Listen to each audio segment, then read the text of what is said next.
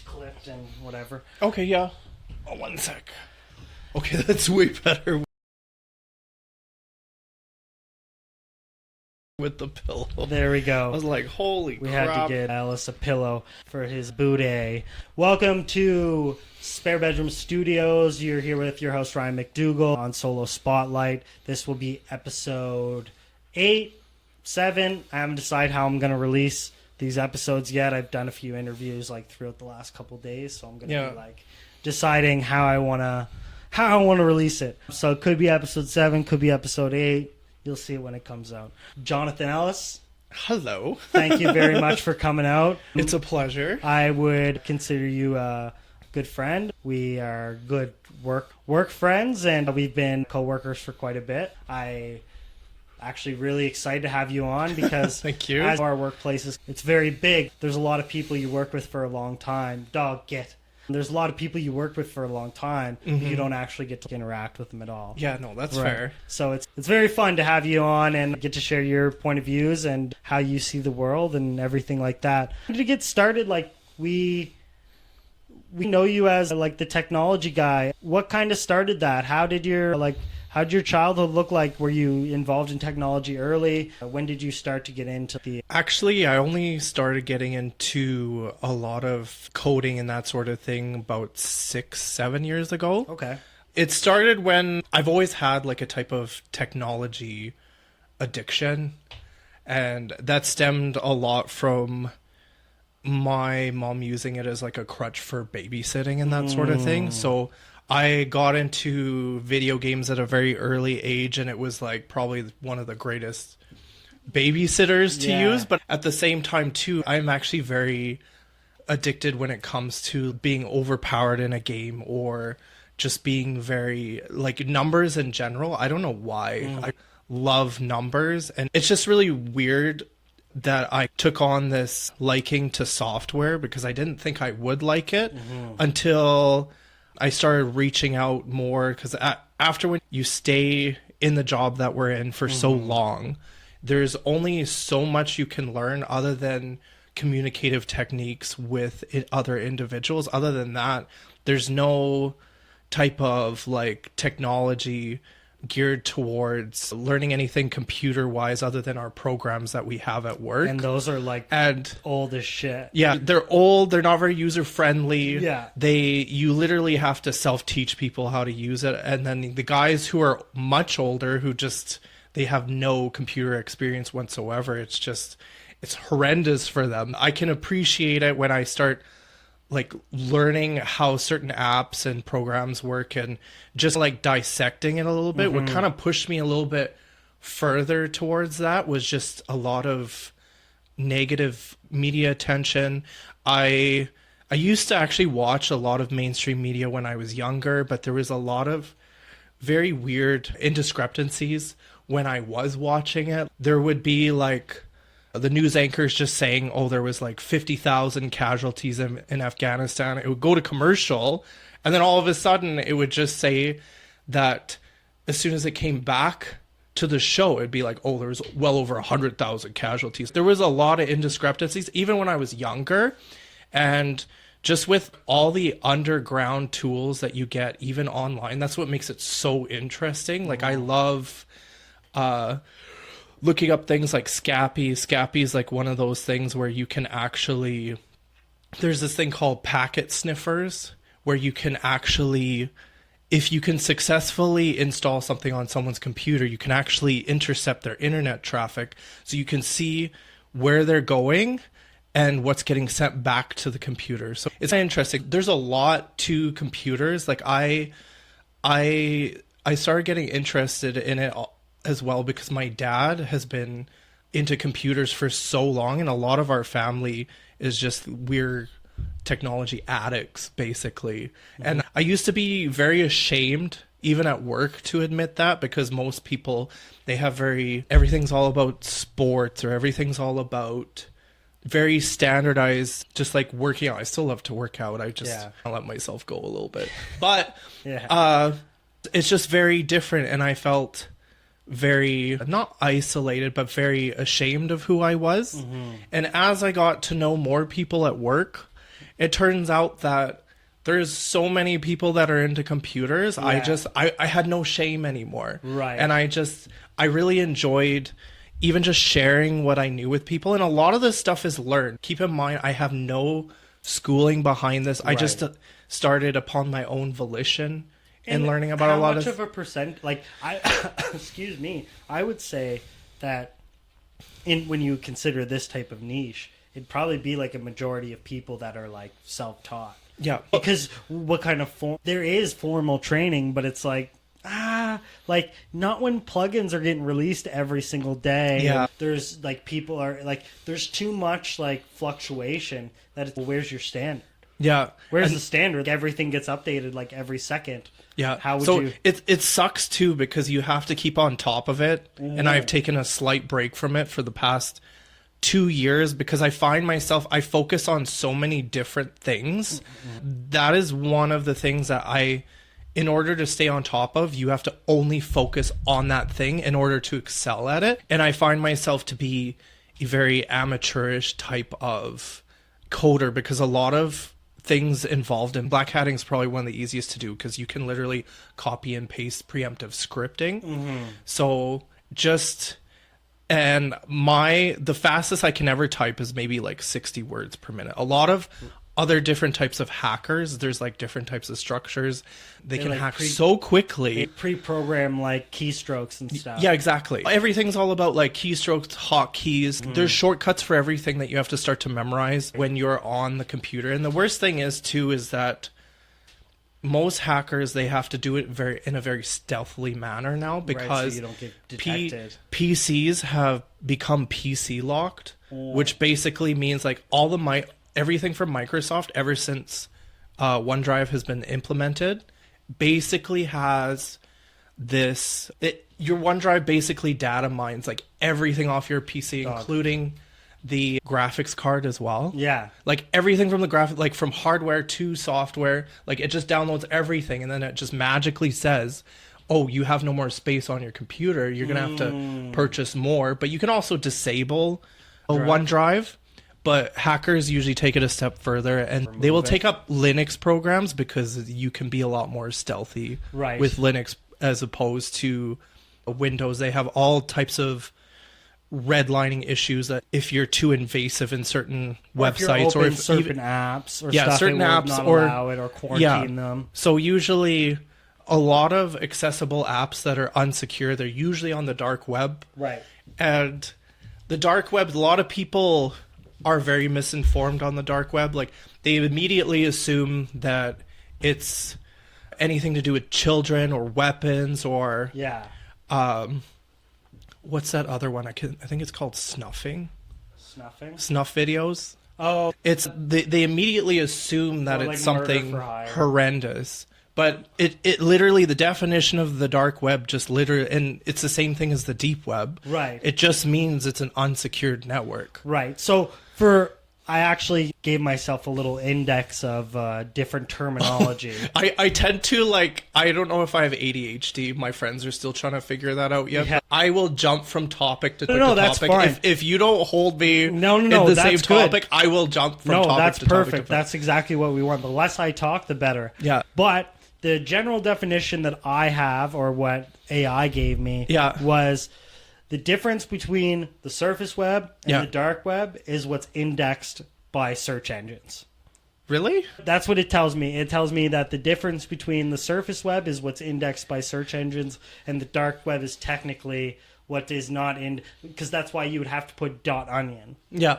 It depends though too, because a lot of the stuff on the deep web, you used to be able to get it through Craigslist. They had these little portals, like link portals, where if you were well informed on those portals, you could actually go straight to them and you'd have access to this information, as well as there's also keywords that get used in order to obtain certain pieces of information. For instance, someone would want to be, not that I know anything about this, but I've just heard stories about it. I don't have any type of guns or weapons or anything like that, but they will use like keywords, like even just like they'll use a Call of Duty phrase, have a link in the description, and then all of a sudden if you click on the link, you end up on a weapons page or whatnot. Right. But for most people who are trying to be more stealthier like that, they will use virtual machines.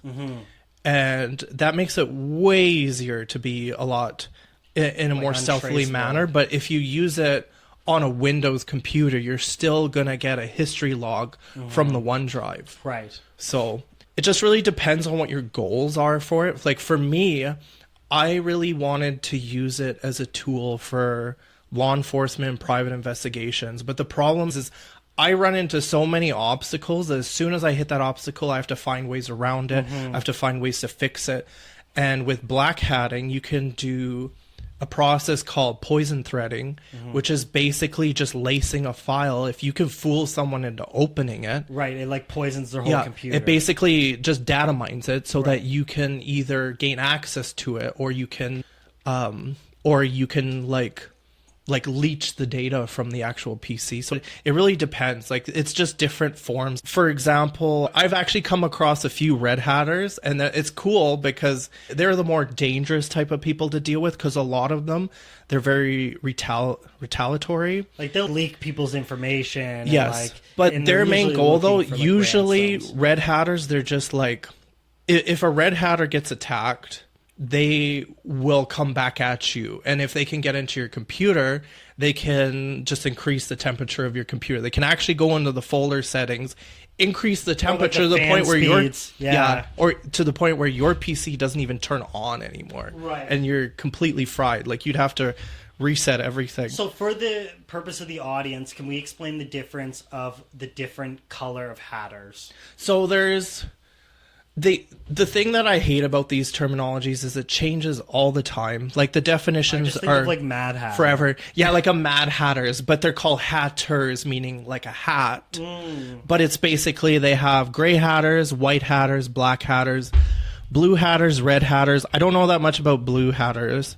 I know, of course, about red hatters, like I just said. Black hatters, they usually use a lot of forms of coercion and just trying to get people to open things, whether it's like a phishing email or whatnot. For me, I have multiple computers. I used to have around 11 laptops because I didn't want to do the whole ordeal with having 4 to 6 different monitors and just building like the ultimate PC. I did it the cheap route. Yeah, so it's like it was easier to just brick it and just reinstall everything than it was to just constantly, because having multiple monitors on your PC, it can use up your PC's hardware. Graphics. Like it'll wear it out so quickly that you're better off just sticking to 2-3 monitors max. Right.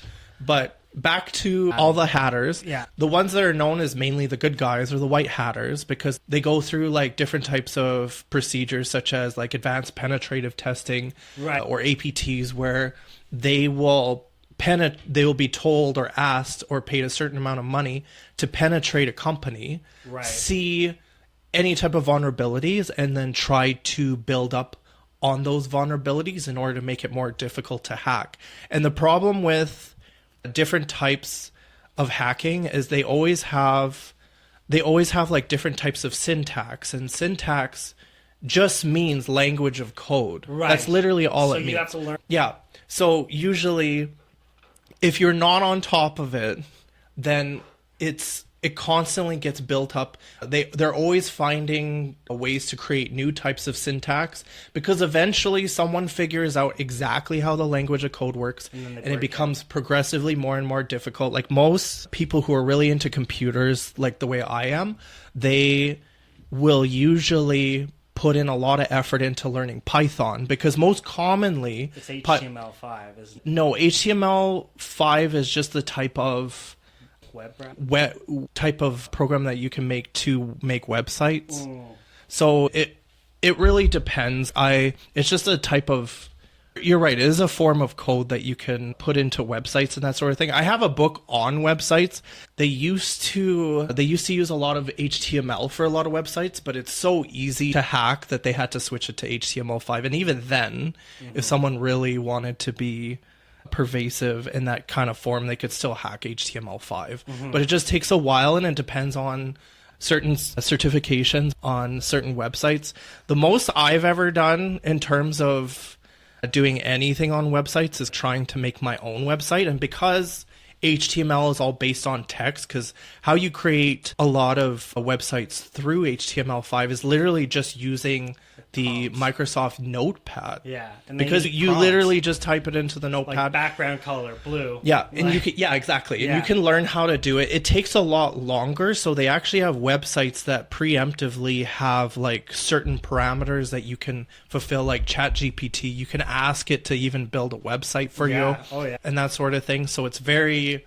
A lot of things have changed in the terms of you can also build your own website from scratch. Sometimes that's even better because they have websites where you can build it from a preemptive script that they have made, but they also embed it in certain code where Like they bogs it down. Yeah, but they timestamp and they also do things. So if your website really blows up, they have their name everywhere in little areas of that code so that they can actually ask for more money. Right.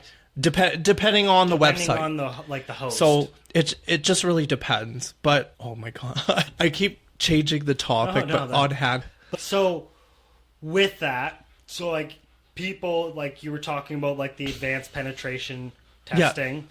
Yeah. And it's interesting you say that because like for our audience, what a lot of people don't understand is like that's as far like that can go as far as Kia wanting to test like their near field communications with like their car chips, or you know what I mean, and like how fast you can use like a Flipper One or whatever it's called to like, you know what I mean, skim someone's card. Or like it might be like NFC trying to test how easy it is to like skim off one of their ID tags. Like, so it's like a lot of it revolves around the internet and protecting websites and all of this user data. Yeah. But like a lot of it is, okay, we want to stop someone on how to like remotely control your vehicle, or like how to intercept like plane communications. Like it goes so far of what people even have an idea of. So that's like the interesting part of it is like it's like a very big like group of like when you say like that isolation feeling and stuff, like once you really broaden out and see, oh, like people are making like really good money. There's a lot of like skill involved. There's a lot of training. There's a lot of communities. Like, so it's very cool. But yeah, with that, I want to talk about, where am I at with my notes here? Let me see. So let's go into you learning about code and like what kind of your purposes are right now for like where you're at in learning code, or like how you are in certain practices or whatever it is. Like how does that look like for you in the current day with all this experience now? Like usually it just ends up being like I'm just Googling certain prompts, or if you're using certain operating systems like Kali Linux, Mint Linux, they have homepage websites that you can go to in order to learn certain pieces of code. Most people, they don't usually install Kali Linux on their like Windows operating system because you don't really want to or have a like a type of partition as well, because then you don't get as much space on your hard drive. So usually there's a operating system called Dockers. Okay. And what it does is it will purposely create up to 60 different windows for you. And you can either choose it to be Windows, Mac, any type of Linux, any type of operating system you basically want on that. And the cool thing about that is it's one of those things where if you get a virus on one of those windows, you can just close it, and then it just formats that partition again. Yeah, it works very similarly to a virtual machine in the sense that with virtual machines, it's cool because you can set how much resources you are like spending on that certain operating system in order so that you can still window out and use your current operating system to its full extent. So it's cool, but you usually have to split it in half for it to be like optimal. Well, yeah, because you would have to have a minimum disk space or something like that. So it's funny because I got really into operating systems a couple years ago because every country's so different with their operating systems. Russia actually uses an operating system called Red Star 2.0. Okay. And it is so invasive once when you actually get into it. Some of the stuff that you can already monitor, their own citizens just can't. They can't hide anything. And it's very... China uses the same Red Star as well, but it is based out of Russia. Right. And I was trying to be very careful with it because you can actually use apps like Wireshark to see if anybody's attempting to penetrate your operating system, because Red Star can actually be accessed from anywhere around the world. So if you have an internet connection, even in the virtual machine, someone may be trying to attempt to connect to you, and it's actually... Like from Russia. Yes. So it's because they want to know why this person's trying to connect from this area. And it's weird, too, because there's certain areas in, I want to say, third world countries like North Korea where you can do a process, well, and parts of Russia now, too, where you can do a process called war dialing, whereas basically you're using the computer to dial out to certain areas that wouldn't otherwise have proper internet connections, but because they have dial-up and they also have IPs, if war dialing just basically pings the ever-living crap out of... Every single... And it just dials as many numbers. Not as many numbers, but just like that one IP until it eventually connects. And then it has access. Yeah, and then it has access. So it's cool because I have a book that actually shows different IPs that you can use to get into Pyongyang in Korea. I've never tried it, but there's just a lot of different resources that you can use in order to gain access to these areas. Mm-hmm. And I actually have a friend in Russia in Donbass right now, and just to keep it a little bit more limited, just because of the issue between the East and the West. Like, we don't do anything invasive. Like, I learned a lot of hacking techniques from him as well. Right. But basically, from the area that he's in right now, the only way I can actually communicate with him is through war dialing. Oh. And the main reason is because that area has been contested by Ukraine and Russia. It's just posed like a greater concern. But we don't do anything super crazy. We met in video games, so it's usually we just teach each other a few things here and there. I've learned a lot about Russian culture just from him, and it's meant that we're just like in a more friendly type of tone, nothing like of Russian collusion or all that of course. kind of nonsense. So I don't know. I've always found it to be very interesting of Russian culture because the West doesn't really talk about anything to do with Chinese culture or Russian culture. I like to know both sides of the story, and that's why I like to get it from the source, because otherwise it's not as authentic. And just with the amount of information manipulation that's like out there now, especially with what the West does, the East does just as bad. So it's like you never know, and I like to see two sides of every story as opposed to just being it has to be black and white. Like, nothing is ever black and white when it comes to those sort of issues. And you see too with like mainstream media is like it's either driven one side or the other. Do you think that's something like having this access to these different sources? Do you think it does provide you, like, how much do you think of going into these dark webs and like finding this information other sort of ways?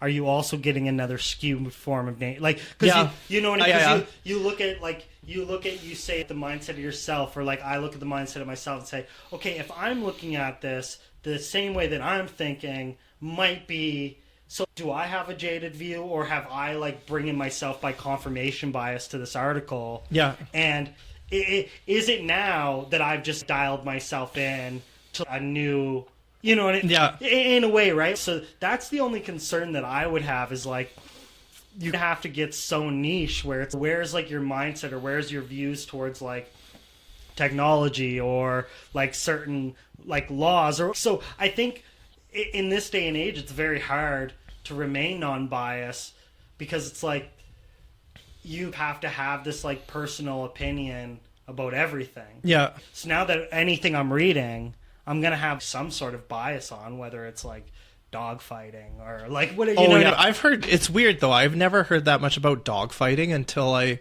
did a ride along with police, and apparently Lebanese dogfighting is very common even in Canada. And I had no idea about that until I experienced it for myself, and I was like, what the? Like, I can't believe that this is even a thing. Nobody talks about it. And you know what the craziest, like, type of studies they have done and what they've came out with was the success, and this is fucked up, but the success of the dog is mainly attributed by the love it gets from its owner. Oh, in the dog fight? Yeah. Are you serious? Yeah. Oh my God.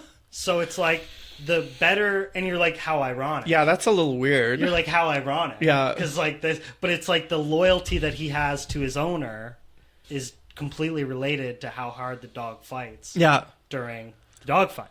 So, and they said, and this was brought from a study as well, of what's the difference in terms of a kid boxer who has a fight and they're cornered by their parent. What's the correlation on how hard they're willing to fight if they don't have a parent that constantly uplifts them? Or not only that, but like the fact of if your dad was your coach or your mom was your coach, do you have like more of this like animalistic, that's my bloodline, like I have, you know what I mean? Or you have some part of it where it's like, oh, this is just Joe Blow that coaches 10 other people. It's no, that's like my parent or whatever. So they did a study of that, and like they tested boxers on their like what their success rate was when they were coached by a parent and what their success rate was when they were just coached by a coach. And it was like, but it was really interesting because it was brought on by these kind of like dog. Oh, neat. Of like, I didn't know that. Like how well they were raised. But bringing us back, so you were talking about meeting all these different people, and then we brought it into like the idea of politics and independent journalism. Yeah. And that's really interesting because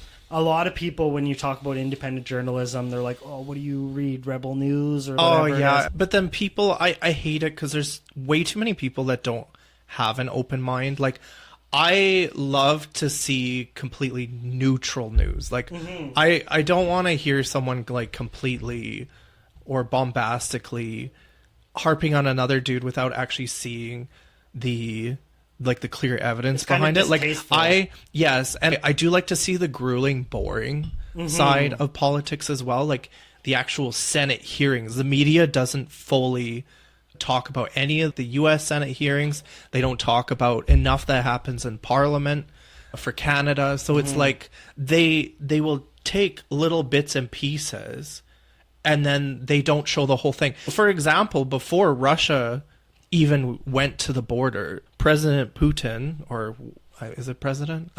I don't know. I think it's president. I don't know. Overlord. I don't know. Master of all. Master of all. He went on an hour-long video and explained why he was infiltrating Ukraine. He did it publicly for everybody to see. And the media, they only took maybe 5 minutes of that and said the most heinous shit about it. Didn't even talk about the Minsk agreement that Ukraine didn't even follow proper. Even the Nord Stream pipeline has just recently admitted that Ukraine actually blew up the pipeline underwater there. Right. And it's like, why would Russia want to blow up their own pipeline? Yeah. Like, that makes no sense. So it's like the dissemination of information is being largely used to like fund like normal ideas that would otherwise be like just have I'm pretty sure if these ideas would be more neutral, I don't think that people would be picking sides so much, and it would just be, I think they don't want to take any type of opposition side, so they're formulating their own narrative in order to get hate just from one side specifically. But the problem is the media's lied so much about everything to the point where it's pushed me to the dark web. That's what drew me to the dark web. Because you're like, I gotta figure this shit out. Yeah, I want to see the full video of stuff. I want to see like the other side of things, and not to say that the right's just as bad as the left, because who knows? Who knows of the information that is not actually displayed of us proportionately? Like, I will say I am leaning more right-wing than left-wing on certain issues, and more left-wing than right-wing on other issues, but there's some things that are so sensitive to people that if you even mention it, you get shut down, you get... Well, and the thing is, too, where you even look at like, and I don't want to bring up any touchy subjects or anything. You bring about like the war in Israel, and you say, "Oh, if I'm not part of that religion, I have no right in talking about it because I have no." It's not like and this is coming out of a completely like. I only started like learning about this because like my inherent friend group, it started to become a thing with them. So I was like, in order to make sure that like I understand like what they're discussing or like their concerns, like is what they think valid, and am I just agreeing with them because I don't know any better? So I don't want to go regurgitate this information if I don't actually know. And then you start to find out like the trickle down information. You're like, oh shit, like maybe I might have some things that I have to review about this, but it's I don't know. I think like your idea of how information gets shut down, you're like, as long as you're well informed, I think it's okay that you can say, oh yeah, like I think this is okay or this is okay, or not even okay, but you're like, this is my opinion on the matter, or this is it's definitely okay to say, I'm like, it sucks that it's happening and like I don't know how to fix it. I just think it's bad. I just don't think it's good that this many people should be dying, right? So whether it's political or this or that or religion ideations, like I lean on the side of like, I don't really know what the fuck I'm talking about. But once it starts getting to this type of thing where like even you look at hacktivism or whatever it is, it's like there's a level where it's like a level of tolerance where you're like, oh, you went too far. Totally. There's always like this tipping point, right? And I think that's where like morally I rely on, where it's okay, how much are we like strong arming people in terms of finding like a peaceful mediation, right? And I think that's where my kind of moral compass lands of the violence, and like I get it, like from the dawn of time, like this is how things are settled, and it's in a weird like kind of way. Is this not like you look at illnesses and viruses and certain populations that don't have access to healthcare, you say, is this a way of population control? It's not everybody survives. People get hit by buses, people OD, it's one of those things where you don't know enough about it, but you have to have this very weird perspective where you're like, oh, people just be dying all the time. And like it just is what it is. Like, what are your... I want to turn this into a question after me rambling on. Sure. Why not? Where would you say like your like moral like ideations lie? Would you say you're more of, would you like, and I'm gonna put these in because it's probably not going to be the definition that I want, but would you say you're like a softer person or like a harder person in terms of like where you see reality? Do you see it as a very like stark reality, or are you one of those people that we see them at work too, where you're like, oh, it's okay, like everybody can be saved and this and that? Like, where would you say like your medium is of like where you think? I would say I'm more near the middle. When I first started my job, I would say I was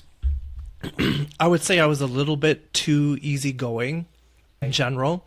But I would say a lot of things that I have dealt with over the years, it has a lot to do with patience. And for me, I think it's important to realize what people have gone through and that sort of thing, and just ways of dealing with it. And in terms of our job that we have to deal with and the people that we have to deal with, like we have to deal with some of the most miserable people every day. Like I tell people straight up at work is, if you're going to be miserable to me, I'm going to be miserable to you. And you're going to find out pretty quick that it doesn't work that way. Well, because you're just projecting that emotion, right? Like, exactly. And I find that ever since I got moved to just dealing with more challenging individuals, I actually don't mind it, because I do like to give myself some form of a challenge at work. And when I'm not getting that challenge, I don't feel like I'm attributing to anything. And as much as our job feels like we're not really attributing to anything at all. You're like on a hamster wheel. But it's essentially what it is. You're on a hamster wheel. But for me though, it's like you can change the narrative. You can make your own environment. If there's something that's going on that you don't like, you have to deal with it accordingly. Right. I think, and again, I appreciate you saying that. But I think it comes down to two, where like this will go into our conversation about having that like selflessness or being selfish, where it's like you also have to understand whose environment you're trying to change. Yeah. Like you can't Like, you can't polish a turd. No. Right? So like it's No. like if someone's going to be a shittiot, then it's like you have to have the understanding of this is my bubble. Yeah. And like I'm content doing my thing. You haven't rattled my cage. Yeah. So like I don't really care what you're doing. Yeah. But if you get too close, motherfucker, like it's going to be an issue, no, right? Like, no, but it's like the current environmental setting for us. These the people that we deal with, they have nowhere to go. So it's like trying to deal with it. That's like they've dealt with negativity their whole life. Being negative to them consistently is not going to work. That's their name. That's their language. That's their language. Yeah. So I like, unless if you want to instigate something, sure. But for me, it's like I'm more manipulative in the sense that I just like to do my time at work now and go home. Yeah. That's what it's turned into, because when I first started, I wanted to change. I figured I could bring my positivity to other people, and it actually it would always backfire on me like immensely, because it'd be like a huge kick in the nuts because you're like, look at what I tried to do. Because the more the more selfless I am in terms of people who are extremely opportunistic, the more exploited I would become. Well, it's like give an inch, take a mile. Yeah, exactly. Right? So it's and when you look at the type of people that have this criminalistic behavior, you say like, who's the idiot here? Yeah. I mean, yeah. That's what I always say to myself. Like, even when you look at like your workplace, or you look at something like that, and you say, "Oh, I've been in this workplace for 10 years and I haven't seen anything different." Yeah. Same thing happens to me, and I react. Yeah. But it's look at all the past behavior you had. Yeah. Why would you expect it any differently? No. And are you not the naive one for being like, "Oh, it's not going to happen to me"? I've seen it happen to 1,000 people. Yeah. But you know what? I'm going to be the one that's going to change. You know what I mean? So Yeah. it's the same thing where you go, you know what? While I'm working here, nobody's fighting. Yeah. No, exactly. Right? And then someone fights and you're like, how dare you? And the thing about our job, too, that I really like as well is it's actually taught me to communicate better. Because even when I first started, my communication skills were like I needed to break out of my bubble. Like, I'm still introverted, but I love to talk one-on-one. Like, Right. I don't mind talking one-on-one, and a lot of it is specifically from experience. Right. So for me, it's just, I feel like I've, as good and bad of what is in the job that we have, I feel like I've learned a lot just in real life in general, because just from all the different people that we've had to deal with, all of the different scenarios you have to deal with, and I actually bring it into my personal life, but for the good of things. Yeah. For the things that have actually caused me to succeed, and just how to talk to people in general, because I've been in such like a homebody bubble for most of my life. So, and it's actually super refreshing to hear that, because like when I was just at a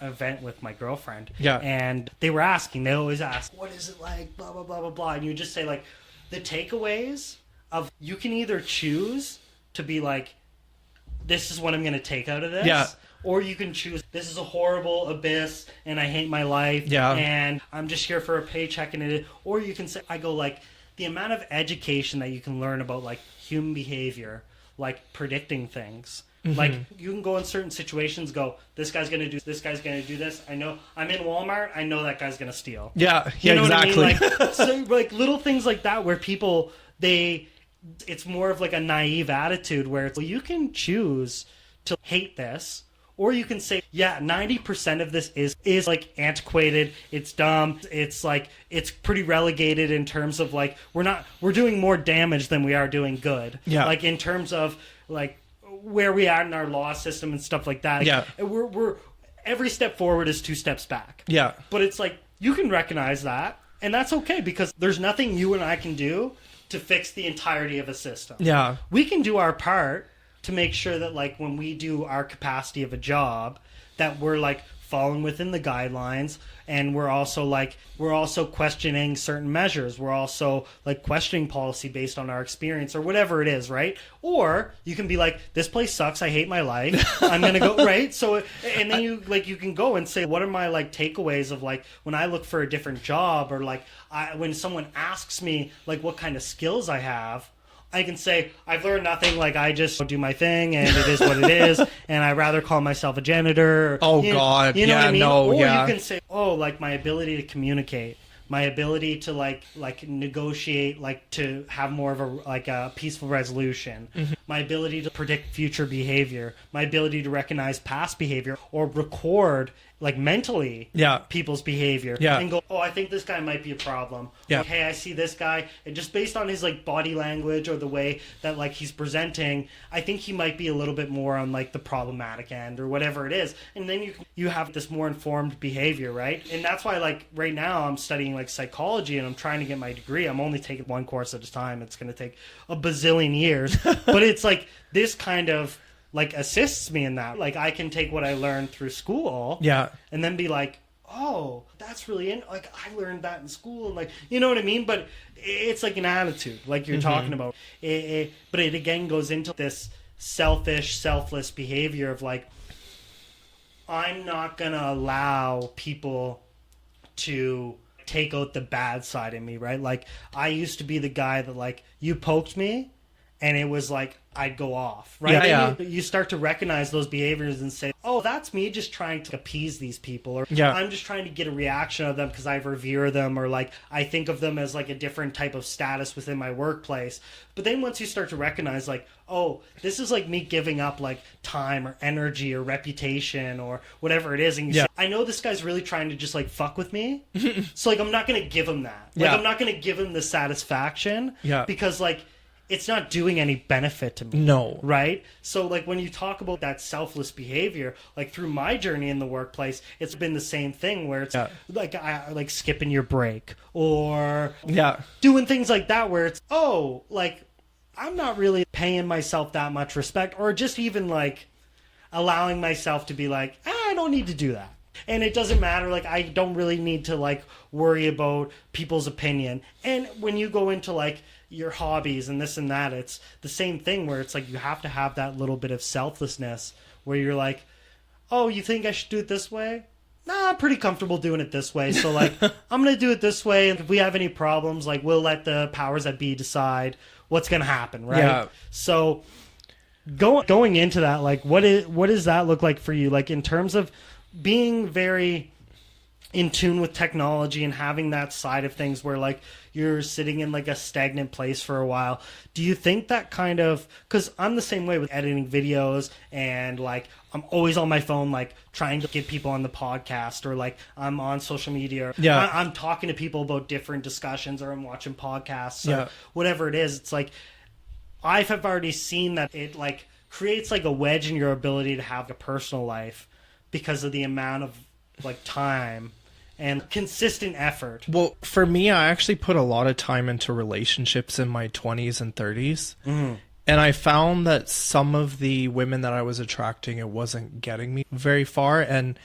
I still had a lot of things that I myself wanted to improve on and things that I wanted to learn, because growing up, I was catered to a lot when I ended up having guardians, and I love them forever for that. But it's just, if someone is catering to you too much, you don't learn anything. You have to learn everything on your own. So when I ended up going out on my own, I had to learn everything, and I actually took that catering with me in relationships. And like that, you let people do shit for you. Yes, and I didn't mind doing that after a while, but it did get exhausting. So if I'm doing everything for someone and I'm still working and I come home and they're not really doing anything, that's not really reciprocated, it's just, it didn't feel the same to me, and I kept running into issues in my own relationships. So once when I stopped catering to that person, they immediately thought there was something going on. Maybe I was fooling around or just not paying attention. And I could see how that would be. It's just behavior change. Like, and when you look at it at like the very lowest end of it, it's like people, like humans, don't like change. Yeah. So it's like when I don't like change. Like when you're doing something for a long time, even if it's like you come home at a certain time and then all of a sudden you're 30 minutes late. Yeah. It's like naturally someone just like tunes into that. Oh, you always did the dishes after supper. Yeah. Oh, you didn't do it today after 5 weeks, right? Yeah. So it was just a little thing. Like, even I had one girl that ended up freaking out on me because she was so happy that I was going to be off of work. But all I did was stop at a liquor store to help get us drinks and stuff, and she immediately thought it was weird that I came home at a different time. But I was like, it wasn't that different from the regular times I usually do. I just got stuck going to the liquor store, and that's the same amount of catering that you have seen on your end, where it's like this person just hasn't been met with the same realities. And that kind of leads me into one question that I have, which I always find interesting, and this might be for like my own personal interest. And you don't have to answer it if you don't want to. It's okay. I'm pretty open. But how many times do you think you've been in a relationship where you were like, oh, I'm going the distance? Like I've been in probably 2 or 3 relationships where I'm like, oh, I think I'm going to marry this girl. And some people don't. Like, some people are very surface level where like they date multiple women at once, and they're very like bachelorette. Like, I was never that person. Like, when I'm dating someone, like I'm dating them, I'm not talking to anybody else. Like, it's very like stoic in a way. But like, I've had a lot of relationships that have been like 3, 4, 5 years, whatever it is, and I'm like, oh, this one's the one. And then you get like disappointed, whatever. But, like, how many times have you been like brought to like third base or whatever it is, and then been like, oh, this isn't actually going to work out? Maybe about, I would say 3 times. Like, I think the longest relationship I've been in, it hasn't been that long, it was like 3 years, but I always get so like comforting just being around that person that even if there are any like type of red flags or that sort of thing, I used to ignore it, which is probably the worst thing that you could do. I just want this to work out. Because you've already enveloped all that time and all that effort into making the relationship work. I'm not gonna let it burn off just because of this. Because I think that's what a lot of people do too. When you get solidified in this relationship, it becomes something that you want to just build on. But if it doesn't build the way you want it or the way the other person wants to, sometimes I feel like even after the honeymoon phase, it gets either a little bit moot, or some people will say if it's not going good after 6 months, like, you should just end it. But for me, I like to build upon like the issues that arise. And then it'd be like, in this relationships, is just stronger. Or like some people, even they'll get so comfortable in a relationship that they don't go on dates as often as they should, and then it turns into a roommate scenario, and that I absolutely hate, because we still got to go out, we still got to do some things together, we still have to keep this relationship strong. Otherwise, how is it gonna work like 10, 15, 20 years down the road? And in the past, I started using Tinder when I was 27 or 28, and it's fun, but you meet you hate Tinder? I just think the idea of it, I like that long-term communication. So like, I used to always get like super butthurt. You're like talking to a chick for 1-2 days, and then all of a sudden you look and they're just gone from your list. But you're like, what a bitch! Yeah, but the beauty about it is it's humble. You have to see multiple people at once. Not at once, but like in the early stages, you have to talk to all these people first, and then nitpick who you want. Because if it doesn't work out, you still have to go and do it again. And I think too, it's like it puts you. I think the only glory of dating apps is it puts you in that like emotional like pressure cooker where you're like, you get very humbled. It's like a big like tumbling effect of like, you find out where you are in terms of who's liking my photos, who's not liking my photos. Like, how what's the dynamics of this? Who should I be liking? Who do I like that I know is never gonna? So I think that's the only, if anything could come out of dating apps,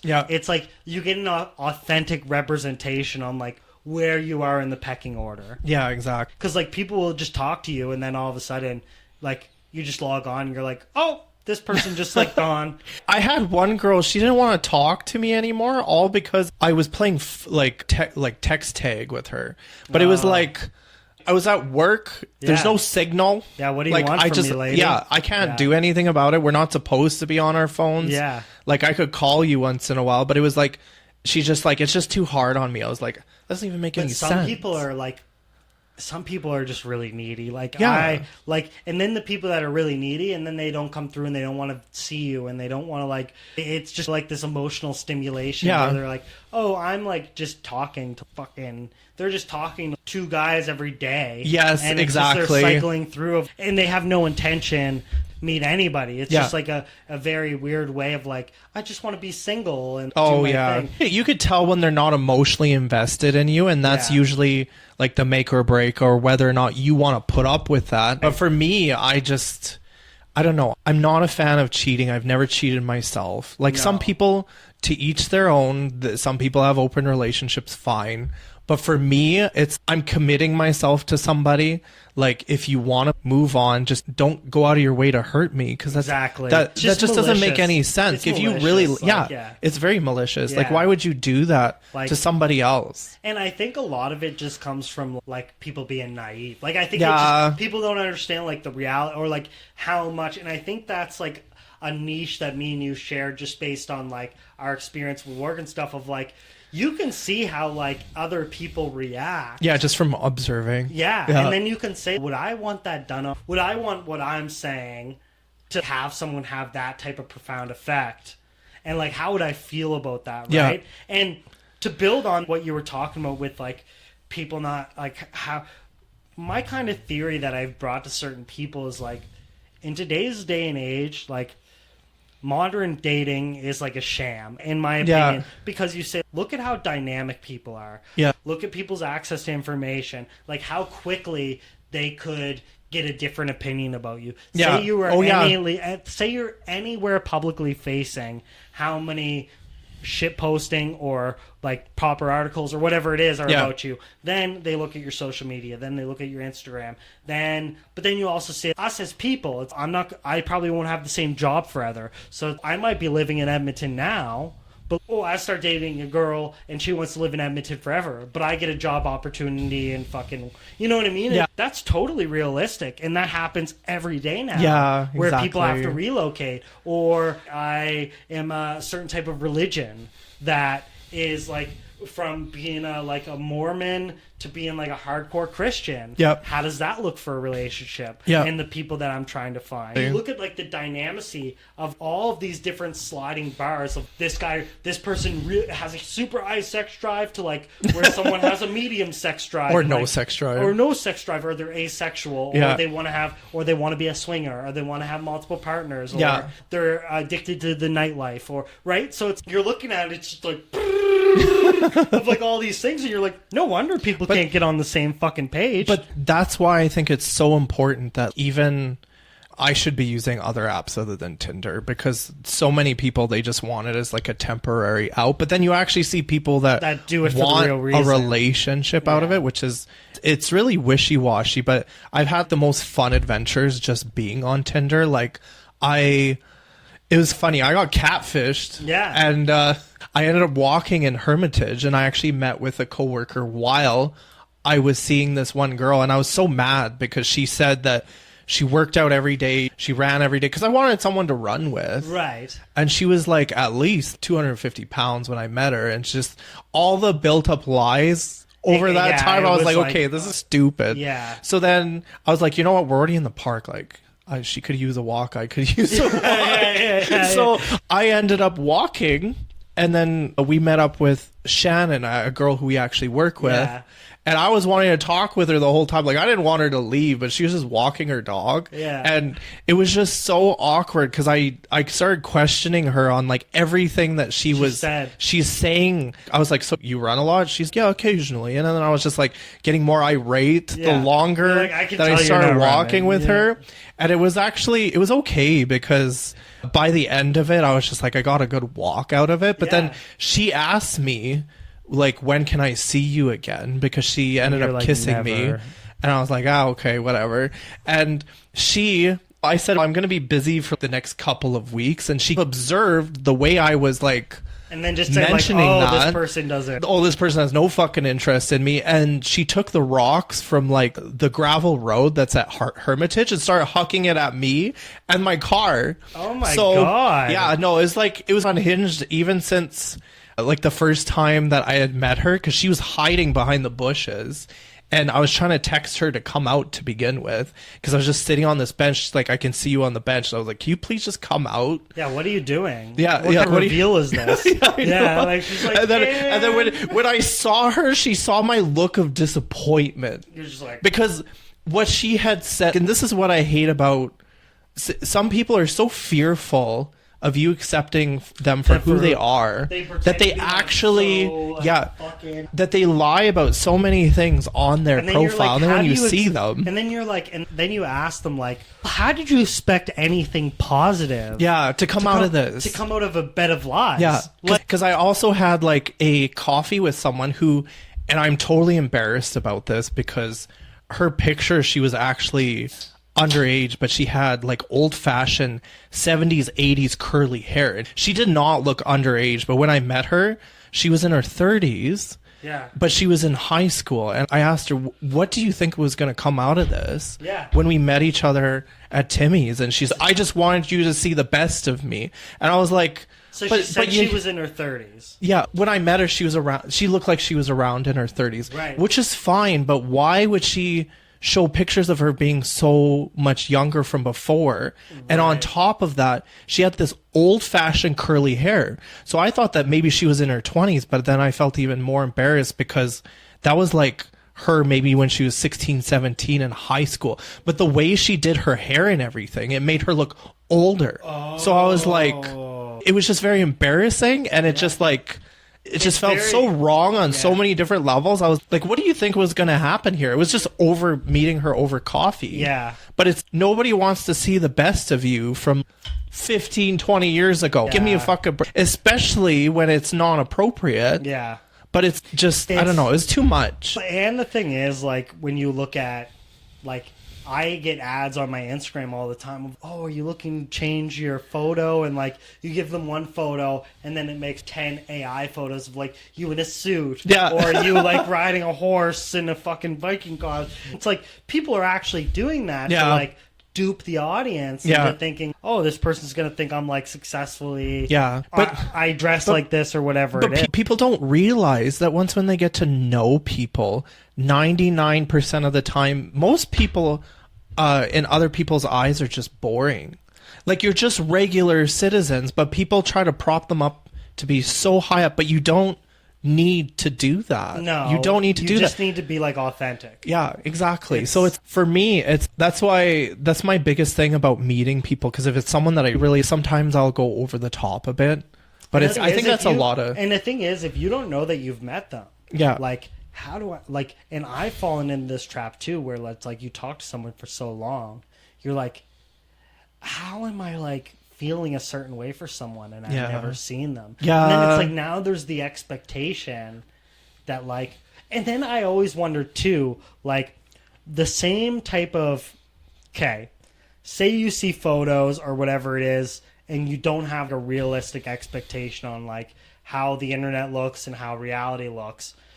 To play devil's advocate, how much of, like, my own personal biases or, like, my own personal beliefs, just based on the way that I'm talking to this person, I'm painting a picture unconsciously. And then I'm like, oh, I thought you were going to be, like, nicer. Or, like, I thought you were going to be, like, funnier or whatever it is, right? So it's, like, on the same way of, like, they're trying to, like, it's just, it really, like, hits home at the term of authenticity is the best. Yes. Because it's, even if someone misconstrues you, it's like, if you fed them the truth, if I've given you my authentic self, it's on you of how you receive that. If you receive that in a certain way, but if I was inauthentic to you and you received that in a certain way, I'm the asshole because I didn't tell you the truth. But I'm not the asshole if I was like, hey, this is this.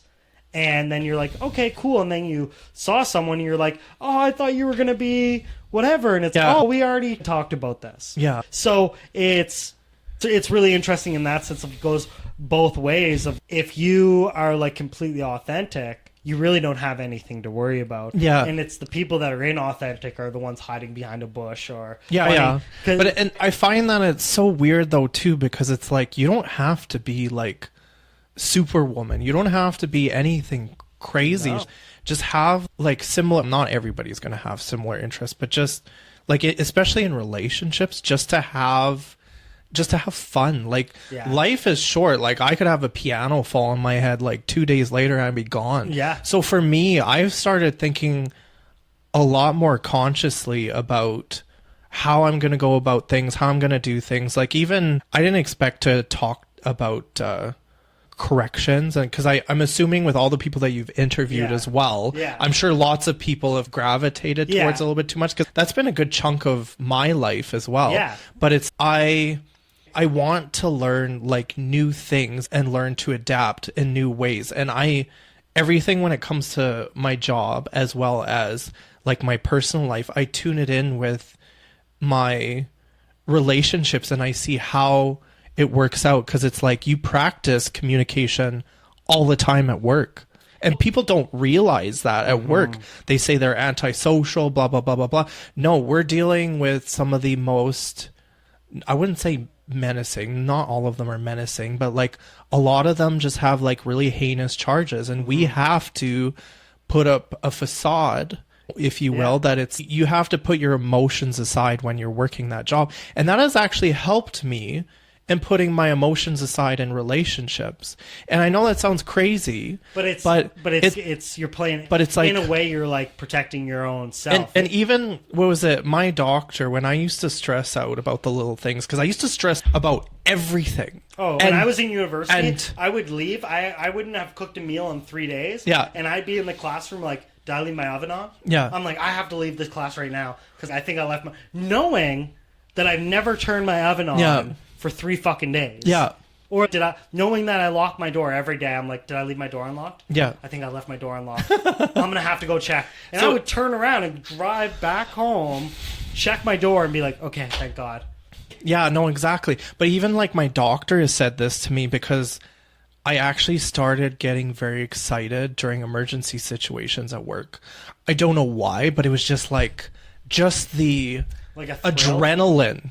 It felt so good just to be like in it. Like when I first started, it felt like a stressful feeling, but afterwards it started feeling more excitable, and I thought it was a weird way of thinking. Like, and then why do I enjoy this? and then it's not the fight that you enjoy, it's the commotion. Like I said the same thing. Like, I would love to live in New York City. Yeah. Just because I just could to deal with, could live in chaos. Yeah. Like, I could have fucking sirens and beep, beep, people yelling, fucking, and it's even like I'll listen to fucking 3 different things at once. Yeah. And it's just like the chaos. Like, Yeah. so and totally. I feel like for males especially, it's just that adrenaline rush. And even I thought maybe I was going crazy when I spoke to my doctor about it, and she said no, because the same type of endorphins that gives you stress also gives you excitement. So if you can control that, it's extremely therapeutic. It doesn't mean that you want situations like that to occur, but your body gets so used to it that when it does occur, you can deal with it much more easier if you're excitable. And it's funny you say that, because when I tell like new staff, like when I talk to new staff and I say, you're gonna fuck this up. Yeah. Like, you're gonna fuck this up. Yeah. But I say you're becoming Neo in the Matrix. Yeah, exactly. It's like at the start, everything's going a mile a minute. Yeah. You're like, oh my God, what the fuck's going on? Oh. And then it's like, you put a couple years in, and you're like, there it is. Yeah.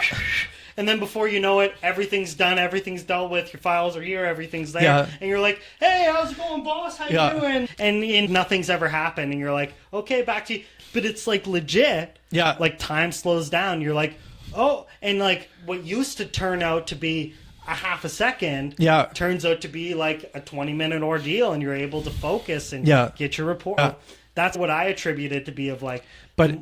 Yeah. It's weird, because even going back at relationships too, I've had to take a step back from some of them, because some of the women who are very overly dramatic, that like to cause that level of stress, I started to get excitement from that. And that was dangerous, because I was like, I had to take a step back there, because that was like a whole new level of... And it's almost like you're reteaching yourself immaturity. Yeah, exactly. You know what I mean? Exactly. Because it's like, oh, I never gave a fuck about this, but now someone's coming to me with this low-level drama. And I think, again, though, like, I have these instances where with the girl I'm dating right now, amazing girl, I have a bout of like anxiety. Yeah. And like, I had a really rough day at work, and some things happened that I had no control over, and I got looked at like as like poor performing. With that, we had this house party we were supposed to go to, and I, like, last minute, I had a guest coming on for the podcast. I wasn't sure like where the timeline was going to go. I was thinking about my next day coming into work, whatever it is, and I was like, I just can't go. Yeah. And she was like terribly upset with me because of the fact that like I canceled the plans. It was very last minute, but it was like one of those things where it's, oh, that's just like the environment that I'm in terms of, oh, there's going to be like some situations where like me canceling plans, I just don't see that in like the level of like importance as that important. Like when I'm talking about like the extremities, like when I'm talking about the extremes of what I'm dealing with, it's like when I look at that lower level thing, I'm like, yeah, I could care less. But to her, who has none of that background, you're like, she's not going to understand. So it's like, to her, that's a priority 1, but to me, it's a priority 8. Yeah. So it's like, how do we get on the same level? And then there's some things where even when you inform them, like, this happened, they're like, I don't understand. You're like, I don't expect you to. Yeah, no, exactly. Right? Or like they see your change in mood sometimes, and it doesn't mean that you're stressed out. It doesn't mean anything, but your mind is like a little bit elsewhere. And it's usually just due to these like chain of events, and then they just automatically assume that it's them. And then you try to explain it to them, and sometimes it doesn't work out the way you thought it would. And it's like, even just in our environment, just from doing the roller coaster ride of emotions and adrenaline, after a while, when you hit that state of zen, you're just quiet. It doesn't mean that you're in a negative response to that. It just means that you're just calm enough and you're just answering just normally. And some people just take that over the top when they shouldn't. Some people overthink change in behaviors way too much, when actually I feel like it's fully justified, that you were just through this and your body just wants to do this for the rest of the night. That's all it is. It doesn't mean that you're exhausted. Like, I find that there's some people even at work that still think I'm stressed out a lot of the time, and when in actuality, like, I've been having just sleep issues, and I think it's largely due to just the shift work. Like, I've been so used to working six afternoons, spending my days off to recover, and then doing the days. And that was way easier than what it is now. I absolutely loathe the way it is now, because it just... Oh, I'm aware. I remember you telling me that you booked a vacation day. For every day. It's my 4th or 5th day 4 that I've worked this year. Like, I have not worked that many days. I love it. Like, and there is benefits, and the thing is, it's like, you look at where that was like catered to and how that kind of affects the minority of it, right? Like, where you look at how many people have like family and kids, and then it comes down to the degree of like of how much of working in that environment you have to recognize as well. Oh, I can understand why like the schedule wasn't made for me. Because I'm not the average person. Exactly. So it's interesting in that sense, because like I was pretty like, I don't really like it, or like it fucks me up for overtime or whatever it is. Yeah, but they didn't change it for the single people or the people that work overtime. It was like, it was designed to change for the people that have families and like wanted to not have to not see their kids for 9 days in a row or whatever it is. But it's like the adjustment on your part is like, oh, that's to factor in too. But it's interesting in that sense, because it's like, oh, is that just, oh, sucks to suck? Exactly. And like, how much do I want to, like, I always say too, like, how much do I want to gripe about it? And then it's, oh, well, then there's going to be a point when I have kids, and then I'm going to be like, oh, this isn't too bad. That's what I mentioned. Well, that's what I thought about myself. It's, if I didn't have kids by the time I was 30, which I've already hit 30, right, I was going to get just an apartment condo, because, and that's probably one of the smartest things I could have done, because I got it last year and it's already gone up by like almost 50,000. There you go. And the only reason why it's gone up is because of inflation being so crazy that people can't actually afford homes and still enjoy their lives. They're looking to buy apartment condos now because it is so much cheaper to live, and mine's actually pretty bougie. Yeah. So for me, I'm shocked I was able to do that, because my lifestyle prior to that was completely different. I always had money. I never had any issues because I lived in a redneck house. I could just splooge and splooge. That's Yeah, I get you. I could just splurge. Not that Right. sounds terrible. You could just splooge. It's not splooge. Another, yeah, splurge. splooge is meant for coming. Yeah. Not quite the same thing I was thinking. Yeah. But I could splurge my money and still save money, and I eventually saved up enough to buy this place. So I was really thankful to have lived there as much as I have, but it did harm my dating situation quite a bit because I lived in a very messy house. I lived You didn't want to bring people back. What? You didn't want to bring people back. Exactly. Yeah. Because the rent is literally like a single wide trailer, and the messiness would get so bad that we had to hire cleaners to come and clean every month. Right. So it was just, I wanted people to think more highly of me and that sort of thing, but it's weird because I do a lot of things differently now because I can't always afford to go out whenever I want to anymore. So the dynamic has changed, which is why I've also gone out to seek other means of employment. I still currently like my job, but I'm trying to see other jobs I can do on the side of this one. Side hustles. Yeah, because Well, that's why you should look into this like bug bounty. Like we were talking about this bug bounty program, and like I think giving your knowledge and giving because I didn't even know anything about it till you even mentioned and it. the thing is, like they have like bounty boards all over the internet of all these like software companies are just looking for someone, and it's just like on an as need basis. Like it's just if you find it. And it seems like you're like a hobbyist in a way. Of you want to spend that time and learn more about it. But then it sucks though because there's some information that's out there that's so niche. It's only available to a certain amount of people who actually work in that industry. So it really sucks. For example, the Iranians actually had a program called Project Pegasus. And I looked into this, and it's actually very interesting. You have to type, in order to even get the project to pop up, you have to specifically say Iranian Project Pegasus. And it's basically an entire system that monitors its own people. But you can actually... I remember hearing something about this, but I don't remember like the full... Yeah, and you can actually... There's so many programs that are similar to that you can use in the US and Canada if you can get a hold of it. Now, but what are the legalities are where the issues happen. The legal implications. I believe about 2 years ago, there's certain aspects of black hatting that became illegal because you're coercing people into gathering information. So a lot of stuff was getting thrown out.